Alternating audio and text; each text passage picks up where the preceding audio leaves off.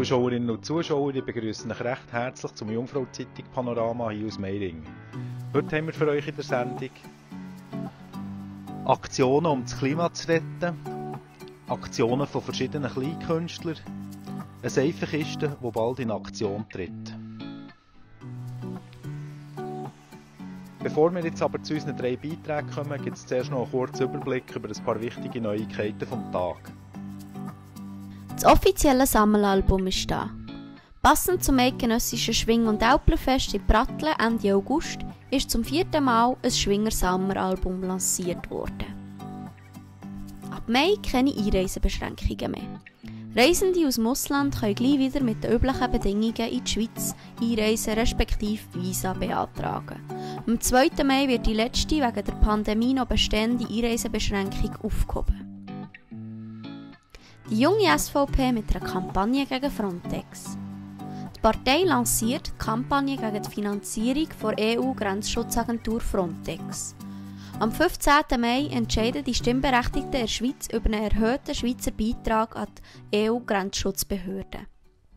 Nachdem zuerst der Verkehr auf der Autobahnauffahrt in Lausanne blockiert wurde, haben Sympathisantinnen und Sympathisanten der Widerstandsbewegung Renovate Switzerland jetzt auch die Autobahnauffahrt im Wankdorf gesperrt. Wir haben mit der Cécile Bessier geredet, einer 27-jährigen Aktivistin, die uns erklärt, wie solche Aktionen von ihrem Kollektiv das Klima helfen retten.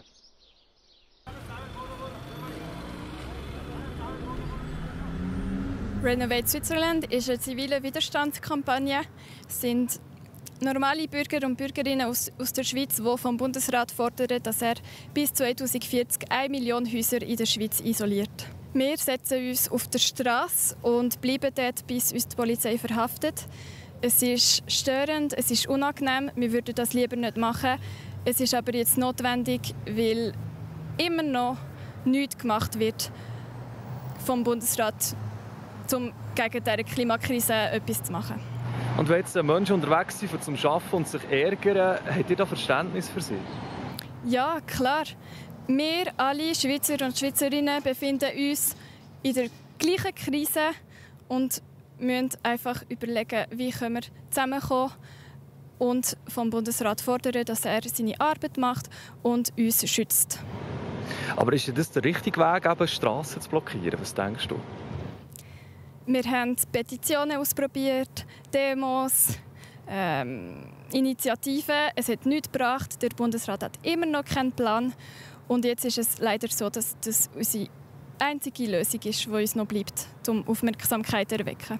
Mein Wunsch wäre, dass alle Schweizer und Schweizerinnen von der Regierung geschützt werden und dass sie bis 2040 in einem isolierten Haus leben können.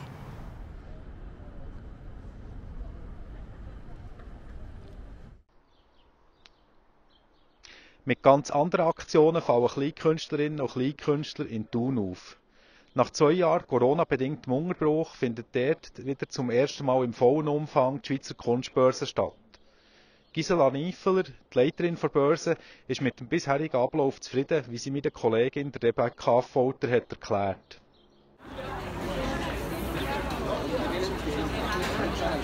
Ja, mein Name ist Gisela Niefeler und ich leite die Schweizer Künstlerbörse für T. Theaterschaffen Schweiz.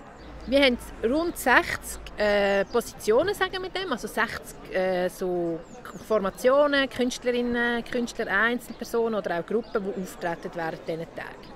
Die Börse hat von jeher die Idee, dass eben die Theaterprojekte, die gemacht werden, gezeigt werden den Veranstalterinnen und Veranstaltern aus der ganzen Schweiz. Also das heisst, dass die schauen können, damit sie Sachen sehen, wo sie sagen, das nehme ich mit in mein Kleintheater, ins Zürcher Oberland oder wo auch immer.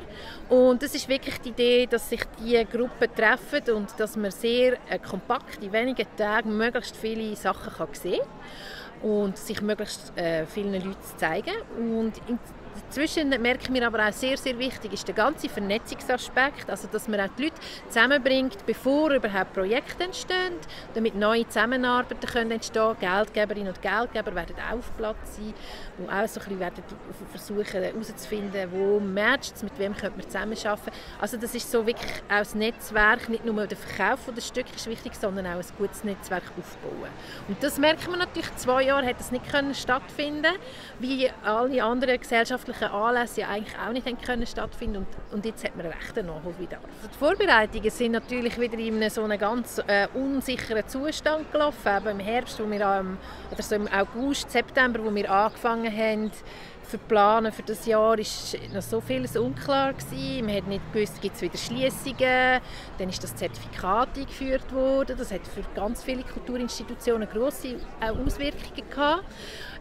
Das ist wirklich so sehr unsicher gewesen. Oder haben wir eine Maskenpflicht? Das ist vielleicht noch das Unkomplizierteste. Gibt es vielleicht wieder eine Beschränkung von der Anzahl Leute? Was ist in der Gastronomie möglich? Was ist nicht möglich? Also da manchmal vergisst man sehr schnell, dass das bis vor wenigen Wochen alles noch sehr anders ausgesehen hat. Gestern Abend haben wir noch den Eröffnungsabend gehabt. Der ist auch öffentlich, wo wir auch viele Leute aus der Umgebung hatten. Und das war auch eine kleine Feuertaufe für uns, wie das ist, wie das funktioniert im Kakatun, ob unser Konzept, das wir uns überlegt haben, ob das funktioniert. Und ich glaube, das hat alles sehr gut funktioniert. Ich habe sehr viele zufriedene Gesichter gesehen, schon beim Apero, die irgendwie glücklich waren, dass sie wieder können, eben hier auf Thun kommen, in das Haus kommen, in das Kakatun kommen und miteinander einfach auch den Abend anfangen, miteinander etwas trinken, essen und sich austauschen. Und dann hat es eine Vorstellung gegeben, ein Theaterstück und ganz schöne offizielle Reden, auch von der Frau Katharina Ali-Oesch. Und ja, das hat mich wie so gedacht, das war so ein würdiger Anfang für die ganze Veranstaltung. Und ich habe gehört, es sei noch recht lang gegangen am Abend. Also die Leute sind auch noch lange zusammengesessen und das ist für mich schon ein sehr, sehr schöner Start. Eine ganz eigene Kleinkunst ist die Seifenkisten bauen. Der 14-jährige Janis Bollinger ist dran, eine solche Kiste zu bauen. Dass er dabei nicht in die Ferien fahren kann, wie das seine Kollegen machen, stört ihn nicht, wie er mir eine Kollegin der Gina Krückel hat erklärt. Auf ihn wartet nämlich schon gleich eine tolle Belohnung. Er kann Vollgas den Klösterli-Stutz runterbrettern.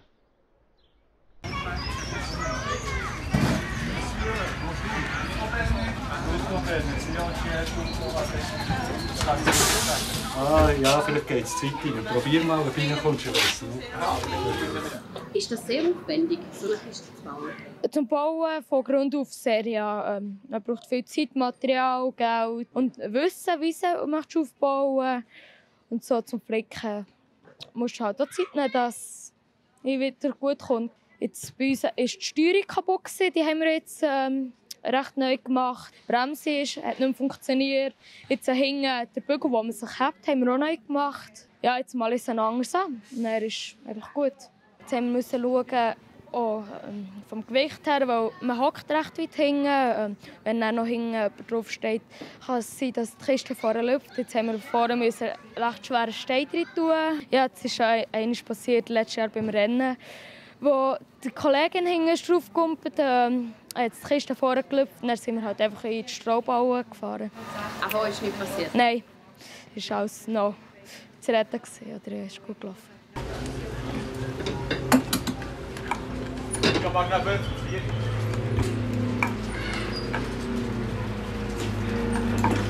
Ob das Wetter am Wochenende eher für ein Seifenkistenrennen oder doch für eine Aufführung im Kleinkunsttheater geeignet ist, das seht ihr anschliessend in der Prognose.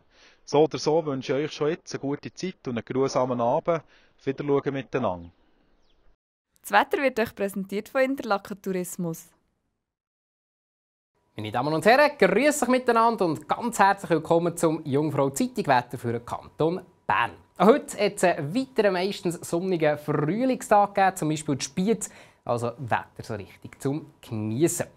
Bei uns im Alpenraum also im Moment ziemlich ruhig, ein bisschen dynamischer ist es im Mittelmeerraum, dem wir also das Mittelmeertief, von speziell in Sardinien oder in Korsika, doch für ziemliche Niederschläge gesorgt hat. Bei uns da bleibt es aber weiterhin trocken. Nacht auf morgen da ist es vielfach klar und am Morgen Vormittag da ist es meistens sonnig mit ein paar Schleierwochen. Die Temperaturen die gehen retour auf etwa 3 bis 6 Grad. Stellenweise ist am Morgen wieder leichter Bodenfrost möglich. Am Morgen Nachmittag da ist es insgesamt recht sonnig, mit vor allem über den Bergen, namentlich im Jura oder im Oberland ein paar grössere Quellwolken. Dort kann es dann weiter Erfolg lokal für einen guten Regen länger im Flachland. Da bleibt es aber trocken. Die Temperaturen einmal mehr ziemlich mild. Die Höchstwerte die liegen bei etwa 18 bis 19 Grad.